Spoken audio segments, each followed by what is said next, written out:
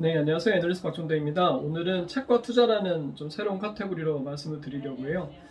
연말 특집으로 해서 한 해를 정리하면서 좀 새해를 맞이하면서 읽기에 좋은 책을 한권 추천드리려고 합니다. 이 코스모스라는 책인데요. 카이 세이건의 코스모스라는 책인데 투자서가 아니라서 좀 실망하실 수도 있습니다만은 그 어떤 투자서보다도 투자에 도움이 되는 책이 되지 않을까라고 생각이 됩니다. 그렇죠. 뭔가 작은 성공이라도 하면 세상이 다 자기 아래에 있는 것 같은 이제 그런 느낌이 들 때가 있죠. 여의도 애널리스트들 사이에서는 이제 한경 매경에서 이 베스트 애널리스트 시상식을 하는데 거기에서 1등하는 게 이제 커리어상 가장 큰 영광이 되기도 하고 그렇습니다. 근데 이 시상식을 가보게 되면 가장 허리를 곧게 펴고 이제 어깨에 힘주고 다니는 친구들이 이 과차장급 이제 애널리스트들입니다. 얼마나 이제 뿌듯하겠어요, 그죠? 그런데 임원들 같은 경우에는 다 무릎 굽히고 허리 굽히고 이렇게 다니고요. 사장 정도 되면 이제 다시 허리 딱 곧게 세우고 다니십니다. 사장님들은. 근데 저도 그랬고요. 2014년, 15년 때 그때 이제 제가 과장 차장급이었었는데 화장품이 가장 잘 나갈 때 이 분야 베스트 애널리스트가 됐고 또 유통까지 베스트를 하게 되면서 2관왕이 되고 하게 되면서 되게 양양했죠. 목소리도 컸고 회사는 다 마치 내가 먹여 살리는 것처럼 그렇게 아나무인으로 사람을 대할 때도 있었고 그래서 지금 과차장급들 애널리스트들이 이제 그런 모습을 보게 되면은 이제 웃음을 지으면서 그럴 때지 뭐 이런 생각도 하게 됩니다. 근데 반면에 또 상당히 또 작은 실패로 인해서 상심과 좌절을 하는 친구들이 또 있습니다.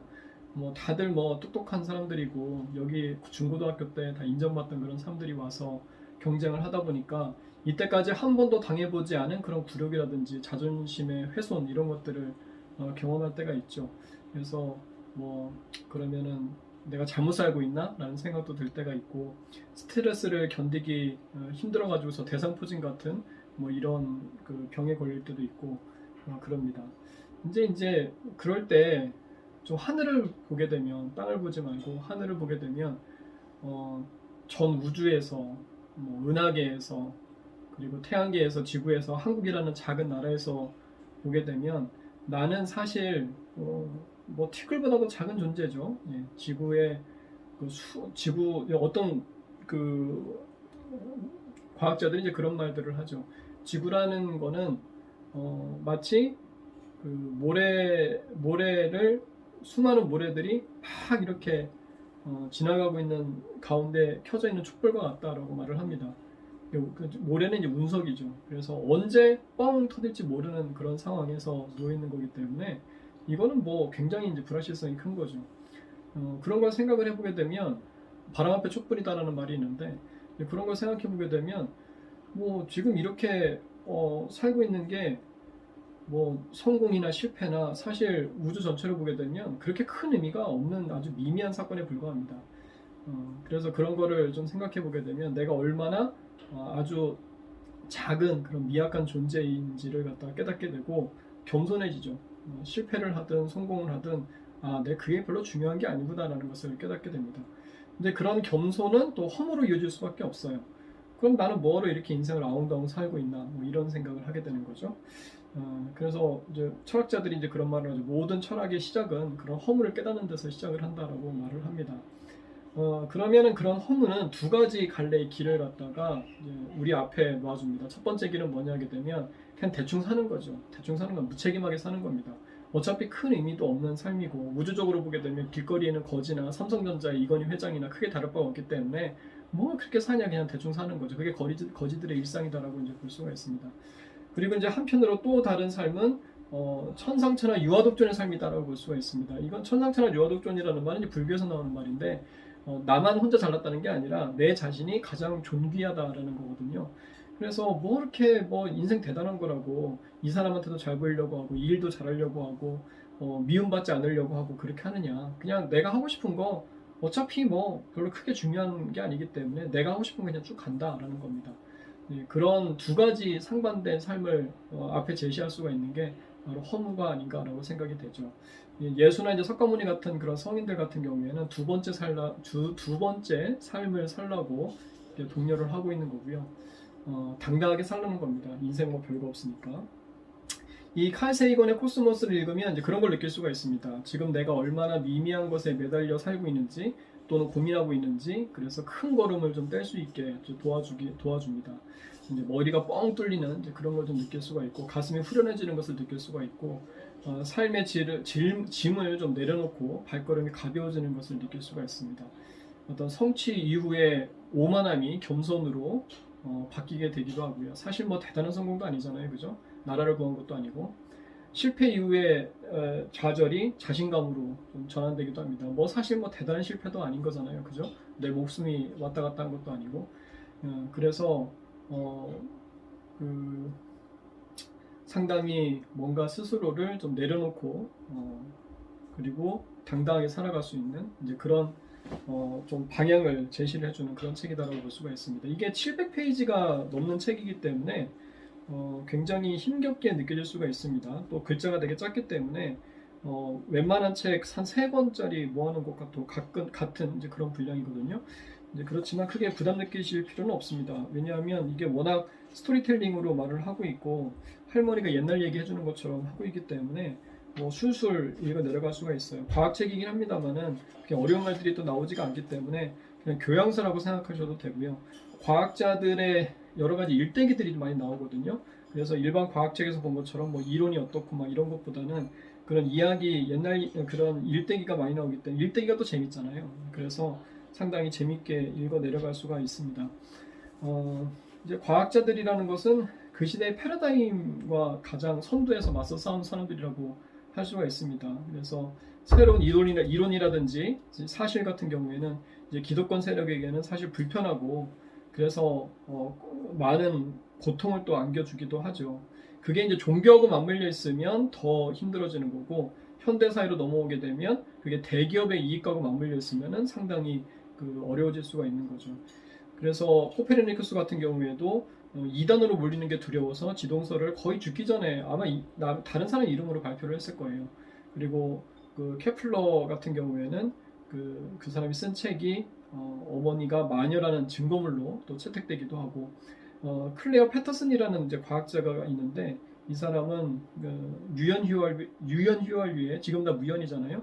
유연휘발유의 위험성을 미국의 언론하고 의회에 알리려다가 석유화학 대기업들로부터 갖은 협박과 회유를 받기도 했습니다.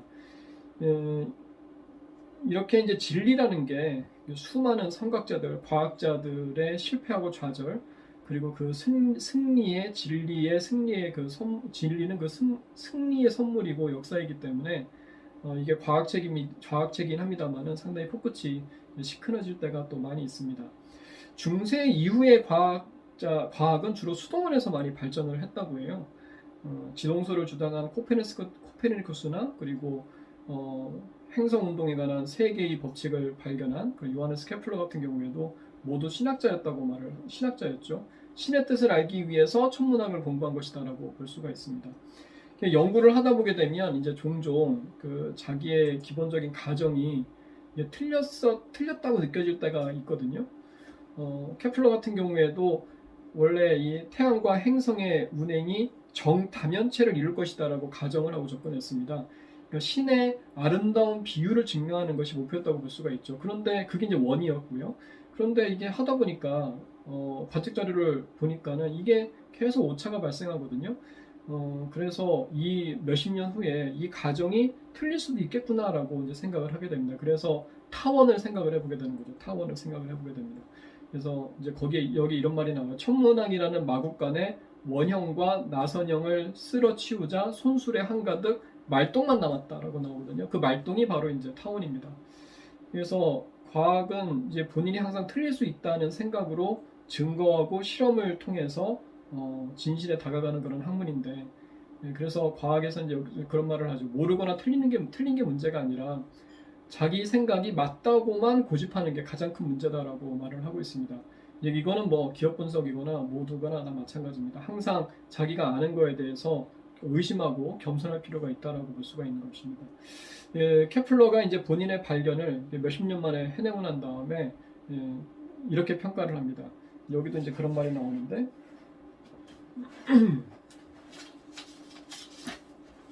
146페이지 보시게 되면 주사위는 이미 던져졌고 나는 펜을 들어 책을 쓴다.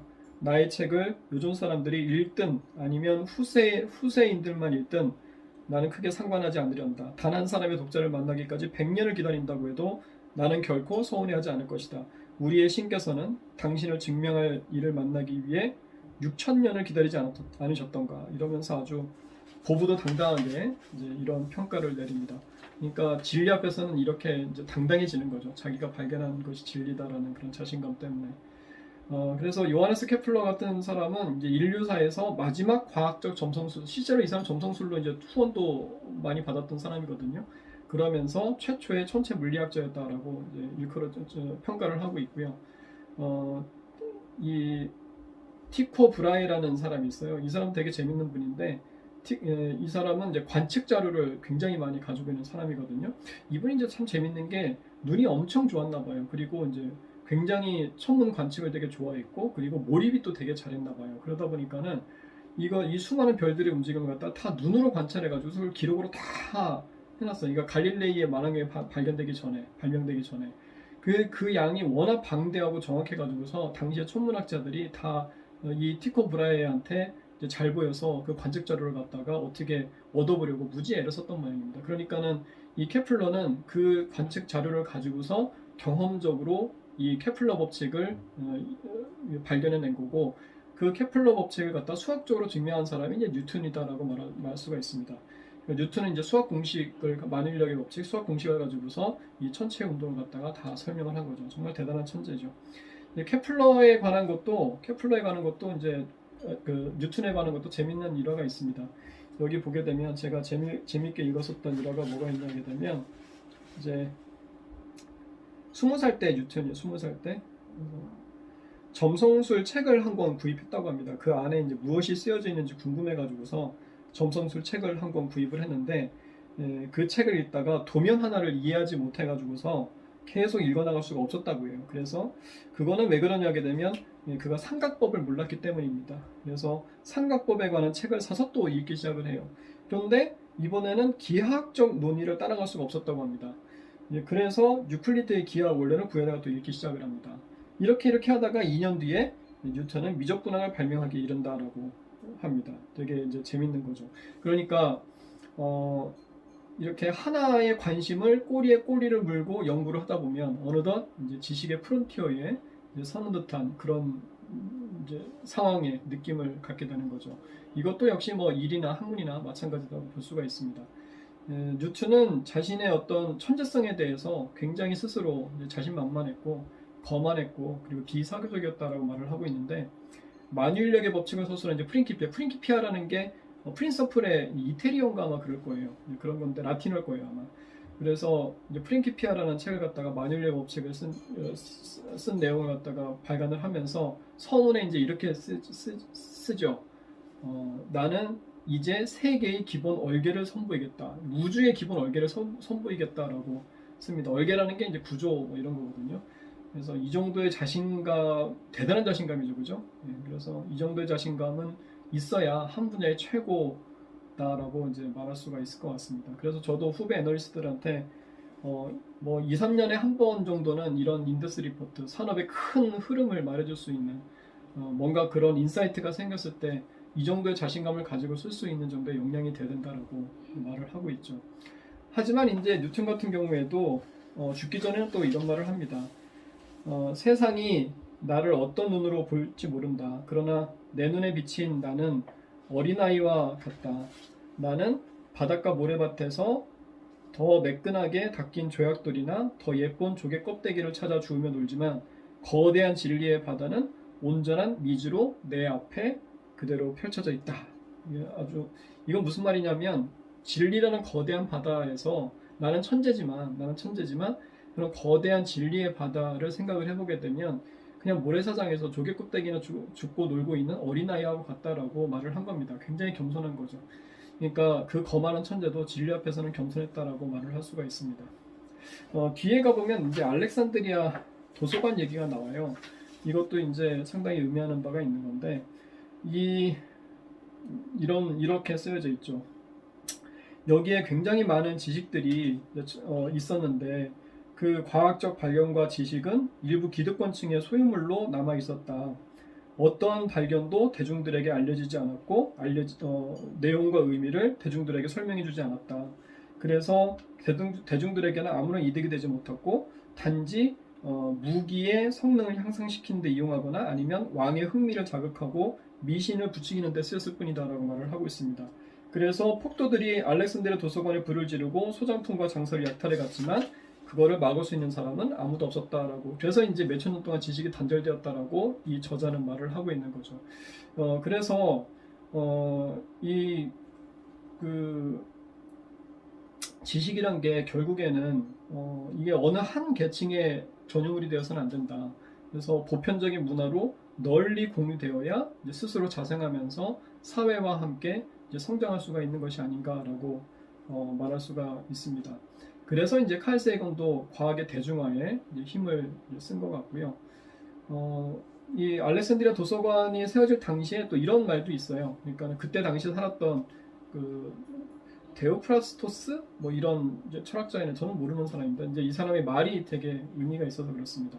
그 미신은 신을 똑바로 보지 못한 비겁함이다라고 지적을 했거든요.